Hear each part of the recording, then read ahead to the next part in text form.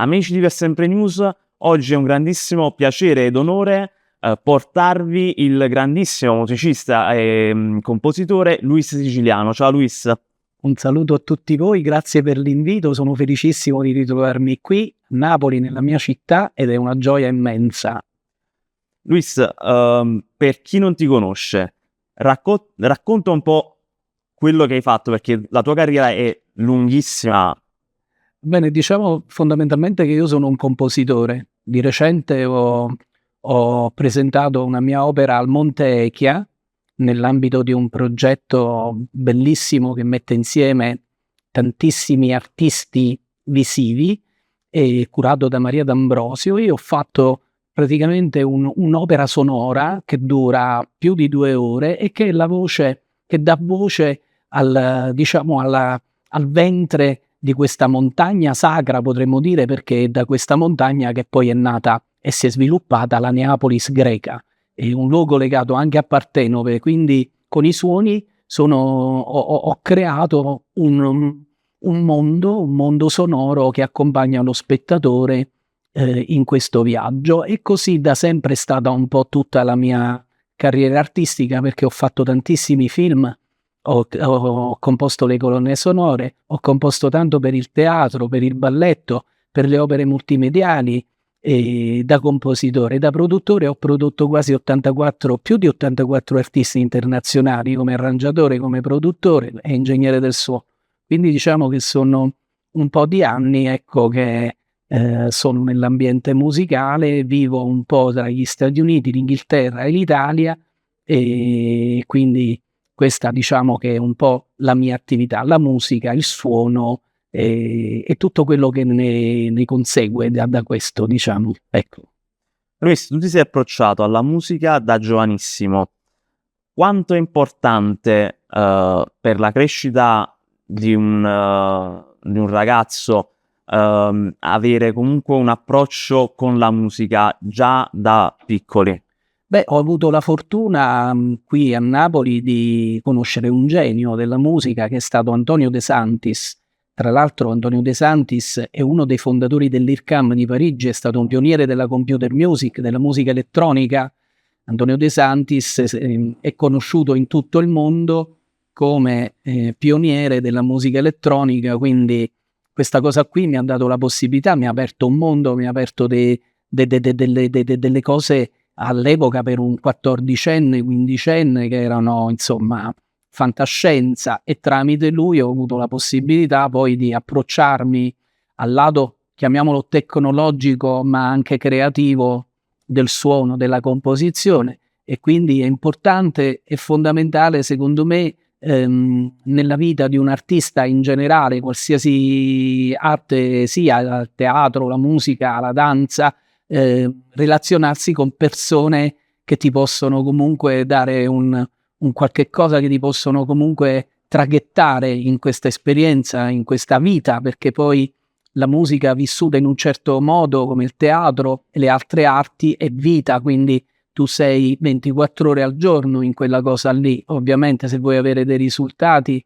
E io ho avuto questa fortuna, ecco, di essere iniziato al suono elettronico, al suono, diciamo, anche alla composizione, alla creatività da parte di Antonio De Santis. Non lo dimenticherò mai, per me è un punto imprescindibile, e ancora oggi sono tanto devoto al mio maestro, un po' come quelli che fanno arti marziali, un po' come anche nella spiritualità, il maestro è molto importante. Luis, tu hai parlato anche di come hai avuto modo di comporre anche per dei film, ma la cosa che ti volevo chiedere, anche per spiegarlo ai nostri amici da casa, come ci si approccia a comporre delle musiche o comunque la colonna sonora di un film? Beh, sai, io ho composto più di 30 film per il cinema e sono anni ormai che sono in questa dimensione, in questo settore. Diciamo che dopo quasi più di 25 anni di attività ormai, posso dire che ogni film è un mondo a sé, nel senso che ogni storia, ogni regista, ogni direttore della fotografia ha un suo mondo, quindi il compositore deve entrare in relazione innanzitutto con la storia, con gli attori, ma poi anche col mondo espressivo del regista, con la fotografia che è un elemento importantissimo, con i movimenti della camera, quindi diciamo che una regola fissa non c'è. A volte la sceneggiatura, quando leggo la sceneggiatura prima di iniziare un lavoro, quella spesso e volentieri mi suggerisce delle cose che però poi quando inizio a vedere il montaggio magari le idee cambiano totalmente, perché poi sai, la parte visiva, la parte importante, quindi il suono poi apre quel mondo visivo all'emozione interiore, quindi cerchiamo di scendere in profondità dei personaggi, in questo caso del racconto che stiamo raccontando attraverso le immagini, quindi diciamo è un lavoro che presuppone una forte attenzione, anche una sensibilità e anche una propensione poi ai vari stili, perché ci sono, per dire, dei film dove io ho utilizzato la grande orchestra sinfonica, ho utilizzato strumenti, diciamo, dell'orchestra sinfonica, altri dove ho utilizzato strumenti, per esempio, del Mediterraneo, delle culture anche dell'India, iraniana, persiana, dell'Africa, spesso anche strumenti africani, oppure altri progetti dove ho utilizzato un uso massiccio di sintetizzatori, di elettronica, quindi a secondo della storia, a secondo del regista, ecco, si cerca di trovare. Verdi, il grande compositore di opere, la chiamava la tinta sonora, che è un qualche cosa che ha a che fare proprio con la matrice, con la quintessenza di quello che andiamo a raccontare con le immagini. E quindi la musica, non perché io sia un compositore, però la musica, sapete tutti, il grande George Lucas diceva che è il 50% di un film. Ed è vero, perché le emozioni poi che innesca la musica, unitamente a quello che poi vediamo sullo schermo, sono importantissime, ecco. Bene, allora, dopo questa ampia presentazione, volevamo anche mostrarvi l'ultimo lavoro di Luigi, di Nois Siciliano, ed è questo. Ecco, spiegaci un po', diciamo, come è nata l'idea, oppure tutti gli artisti che hanno collaborato con te di livello internazionale per la stesura praticamente di questo lavoro. Ecco, allora diciamo che io da sempre mi sono tanto interessato non solo alla produzione e alla composizione, ma anche a quello che è l'aspetto poi della mia musica, della musica, diciamo, che da sempre mi interessa. Io sono sempre stato molto attento alle altre culture, ho sempre fatto una ricerca, diciamo, approfondita. Ho vissuto in Africa, sono stato in India tante volte, ogni anno quasi ritorno in India perché sono uno dei pochi musicisti europei a far parte della Benares Gharana, la Gharana dei musicisti di Varanasi sul Gange. Che cos'è una Gharana? È una casta dei musicisti. Quindi ho avuto questo onore di essere ammesso in quel mondo. La musica indiana è un mondo molto interessante e anche, insomma, che ha bisogno di uno studio continuo e costante. E tra i miei viaggi e nel viaggio principale, che è quello della vita, ho sempre ecco, scritto dei capitoli sonori, e l'ultimo capitolo sonoro è questo disco che vedete, che si chiama Ancient Cosmic Truth, che significa l'antica verità cosmica. In realtà l'antica verità cosmica si dice che in principio era il suono, la parola verbo dall'aramaico non è precisa la traduzione, e in principio era il suono perché in tutte le culture, comprese le nostre scritture sacre, il suono, la vibrazione è centrale, e quindi l'antica verità cosmica appunto è la vibrazione, il suono che poi altro non è che amore. Alla fine la vibrazione noi esseri umani la traduciamo in questo. E questo progetto è nato coinvolgendo Randy Brecker, uno dei massimi trombettisti viventi del jazz contemporaneo, una leggenda, una figura leggendaria, insieme a quello che è stato il pilastro ritmico e percussivo dei Weather Report, che appunto è Alex Acugna, E poi ho voluto che ci fossero con me due miei carissimi amici musicisti straordinari con i quali ci conosciamo da sempre e con i quali suoniamo da quando eravamo ragazzini praticamente, il sassofonista Umberto Muselli e il batterista Claudio Romano.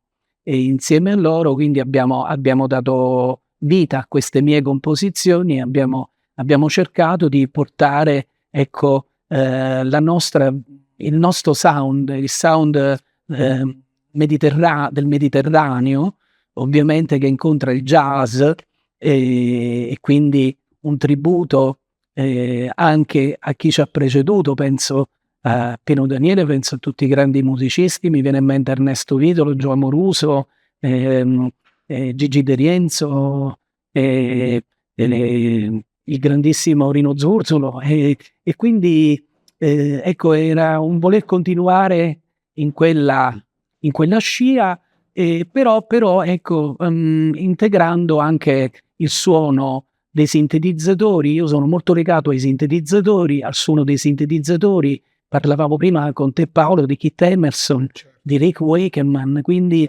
io amo quel tipo di suono, quindi diciamo il mondo progressivo e quindi in questa musica convive il rock progressivo, il jazz moderno, la musica etnica, ma anche la nostra pulsione che è vesuviana, perché diciamo fondamentalmente il nostro blues sono le tammuriate, la tammorra, il nostro strumento iconico, quindi ci riportiamo anche a questa dimensione qui e qualche critico, poiché ne hanno parlato tantissimo nel mondo di questo album, che tra l'altro era candidato ai Grammy Awards e poi ha avuto 2 awards in America da parte di Indie Shark, che è l'associazione dei critici americani. Parecchi hanno parlato di musica quantistica, perché io cerco di integrare in tutto quello che faccio questo approccio quantistico che viene dai miei studi, perché penso che la musica sia un'arte che comunque deve comunicare anche con la scienza, deve comunicare con le altre arti, con la poesia, con la letteratura, come è sempre stato, ma anche con l'informatica, le scienze. Ecco, questo è il bagaglio e l'ascito che ho ricevuto da Antonio De Santis, che citavo prima, e quindi ecco, cerco sempre di mettere in comunicazione, tant'è vero che c'è un podcast su internet che sta andando molto bene, che si chiama Mumex, che sta per Music Multiverse Exploration, e in questo podcast si parla moltissimo di tutto questo mio approccio al suono, alla musica, vista proprio come un'arte di sintesi, no? Tra matematica, fisica, informatica, cibernetica, intelligenza artificiale, che oggi va molto di moda, ma il mio sondare la cibernetica, all'epoca si chiamava, risale a 30 anni fa. Ho iniziato con gli algoritmi in Lisp, che è un linguaggio insomma che si usava all'epoca per l'intelligenza artificiale, e poi ho seguito, tant'è vero che oggi, insomma, in tutta modestia, vengo annoverato nel mondo come uno dei pionieri dell'intelligenza artificiale applicata alla musica, e questa cosa mi dà una grande gioia ed è motivo per me di ricerca e di stimolo ad andare avanti e di integrare sempre di più i mondi, ecco. Bene, allora io ho ascoltato attentamente questo disco, c'è questo CD, questo vinile, e credetemi, è musica molto raffinata. Veramente Luis si è espresso in maniera, non trovo neanche, diciamo, l'aggettivo, però è veramente molto bello, con delle sonorità molto interessanti.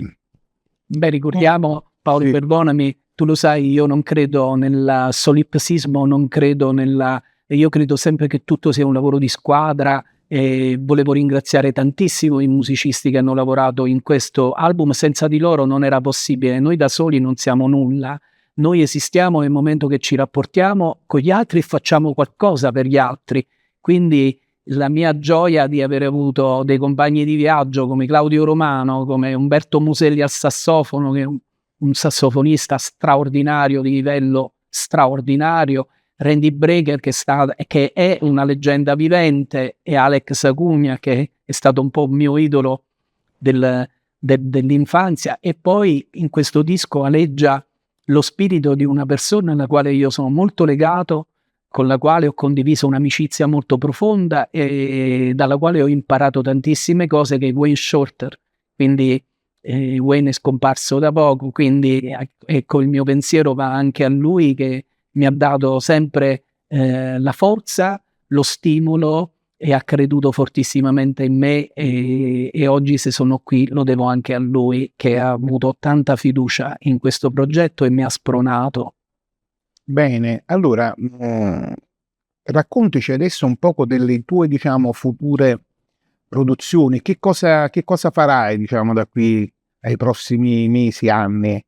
Allora, chi mi conosce sa bene che ho passato molto la mia vita negli Stati Uniti, prima a New York, poi a Los Angeles. Adesso si sta aprendo un nuovo capitolo del quale sono molto entusiasta, con un genio dell'immagine che è John Hattard, è un premio Oscar per Il Gladiatore, è uno dei creativi degli Avengers, è una delle menti più brillanti e più straordinarie che io abbia conosciuto in vita mia, e grazie a lui stiamo iniziando una serie di progetti dove c'è anche il capo della produzione di Amazon, Glenn Gaynor, sono progetti di altissimo livello mondiale, dove praticamente sono stato chiamato come compositore. Questa cosa mi dà una grande gioia, perché arrivare a Hollywood in un team di tutti americani, di tutti poi grandissimi professionisti, per me è veramente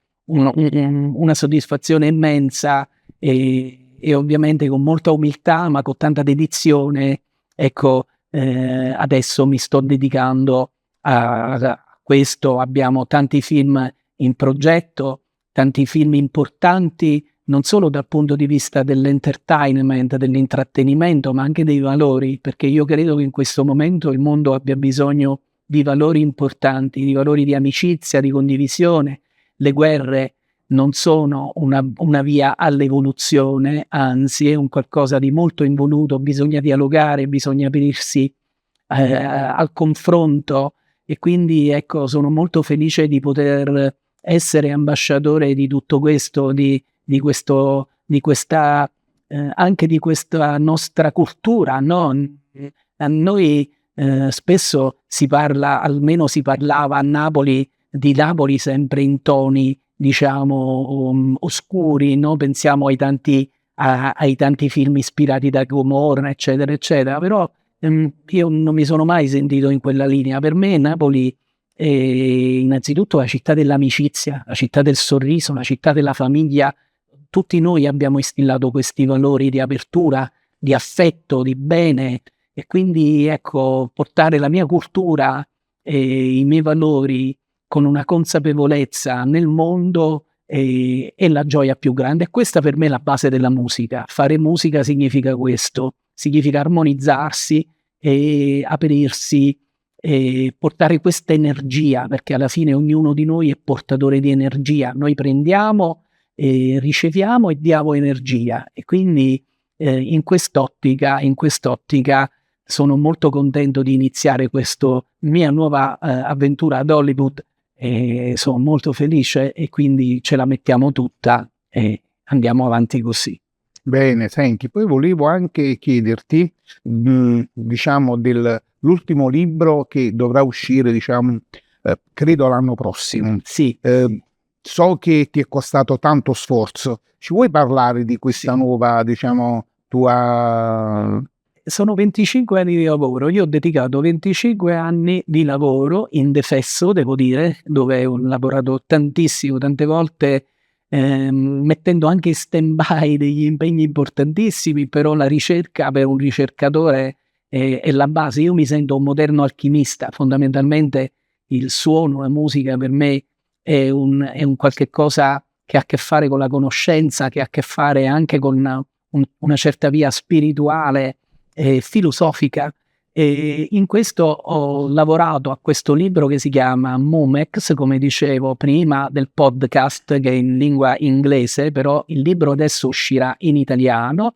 che sta per Music Multiverse Exploration, l'esplorazione del multiverso musicale, uscirà per un editore molto molto molto attento e molto partecipe a tutto ciò che è ricerca, che è l'editore Fiorenzo Bernasconi in Svizzera.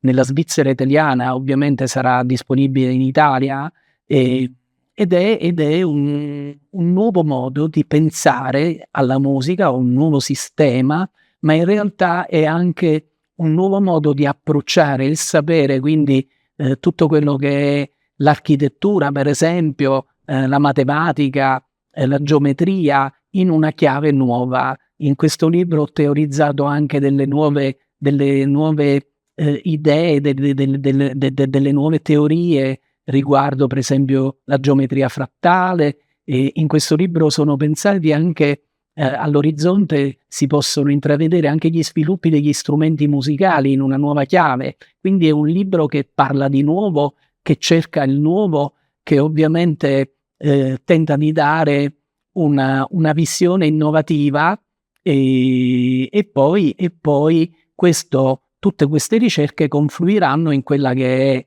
la mia ricerca di questi anni, che è appunto Momex AI, che appunto è la possibilità dell'intelligenza artificiale di interagire con i creativi, perché oggi c'è molta confusione riguardo l'intelligenza artificiale. Noi pensiamo solo che sia un qualche cosa che sostituisce, quindi c'è anche una sorta di paura, c'è una sorta di ritrosia di un certo tipo di mondo, e poi dall'altra parte c'è un grande entusiasmo.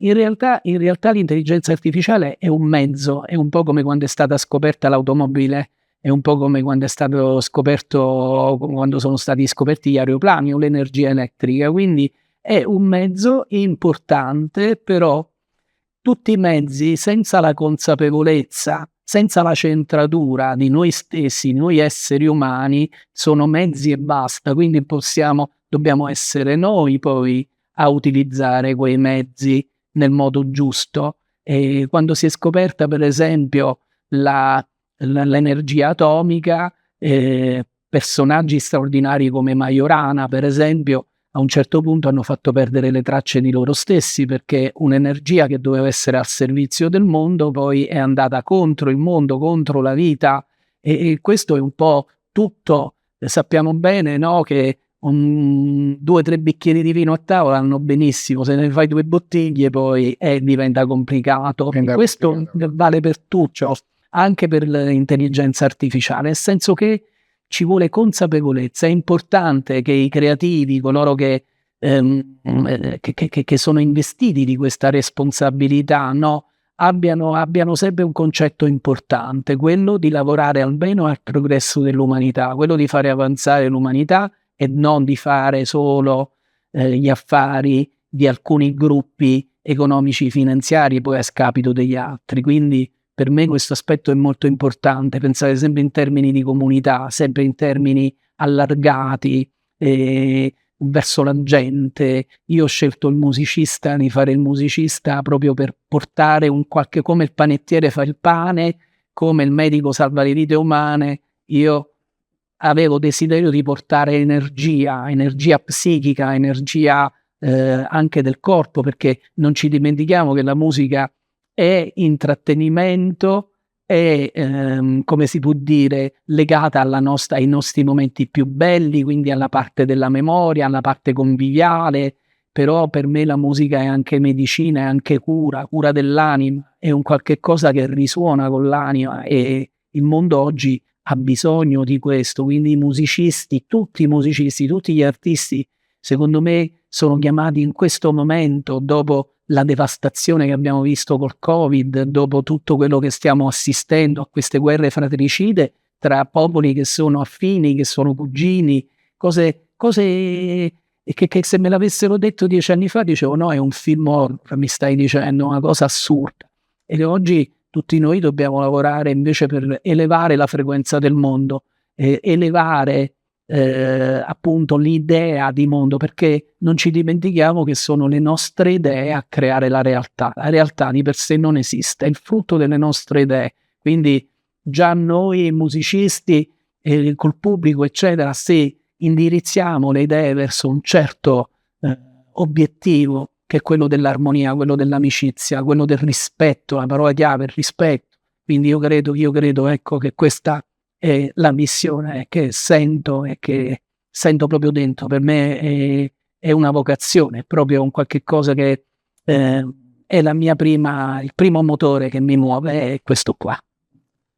Luis, l'ultima domanda che volevo farti l'hai ampiamente già sviscerata, perché era appunto sull'intelligenza artificiale, e vorrei aggiungere che Giorgio Moroder disse all'epoca volevo fare qualcosa con il suono del futuro e ho utilizzato i sintetizzatori che erano il suono del futuro. Quindi l'innovazione tecnologica è sempre stata vista come qualcosa di negativo, ma poi nel pratico bisogna usarli come strumenti per il prodotto, per quello che si produce.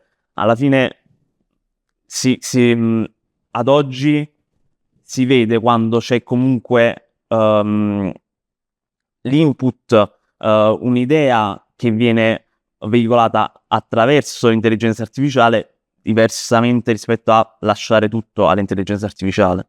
Certo, ma sai, Mimmo De Masi, che è stato un sociologo col quale io ho avuto, insomma, ci siamo sempre molto confrontati, mi legava comunque un'amicizia con lui. Noi parlavamo sempre, per esempio, del lavoro, no? Del lavoro, delle persone che lavorano, eccetera. Oggi, quando parli di intelligenza artificiale, molte persone hanno paura, toglierà posti di lavoro, creerà questo, che sarà quello. Ci sono sempre toni apocalittici.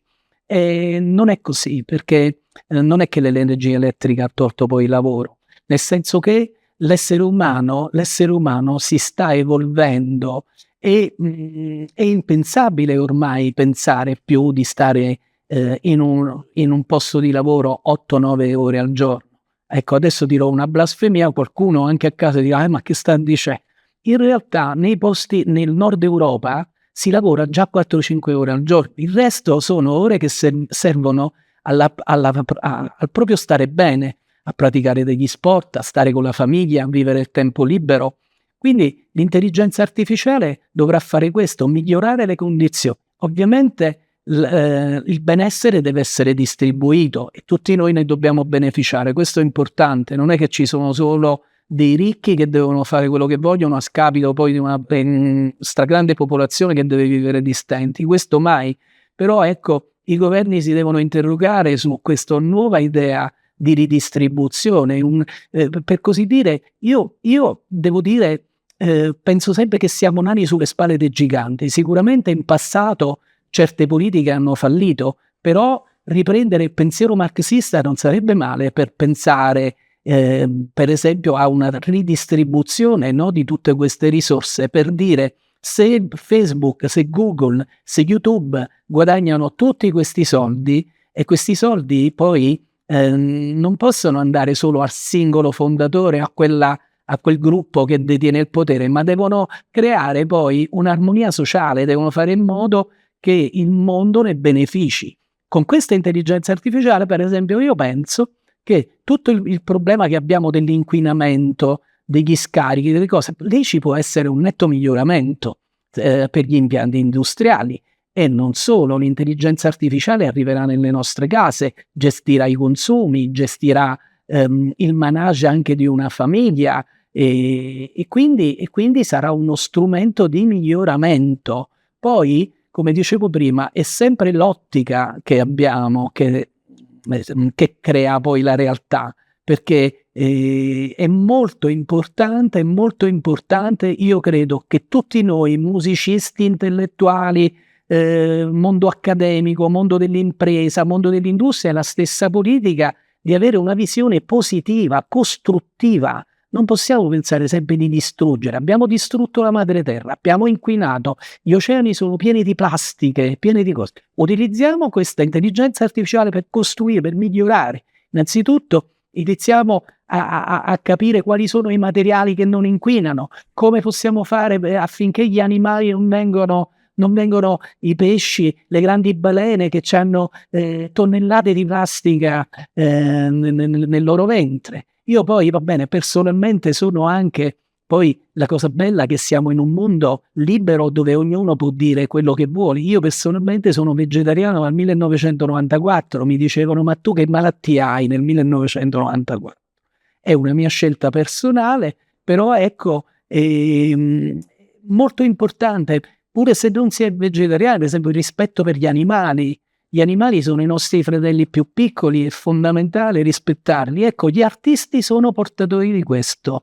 Almeno io e tutti gli artisti che conosco nella mia sfera abbiamo questo tipo di visione. Non è che io stia dicendo un qualche cosa di nuovo, né tantomeno mi sento investito chissà di quale genialità nel dire questo, però è importante ribadirlo. Noi possiamo cambiare, noi possiamo creare un grande cambiamento tutti insieme, positivo. Senza le idee positive, senza la vibrazione positiva, si implode e abbiamo visto quello che è successo. Quindi è arrivato l'ora di diventare consapevoli e mettere in circolo idee positive.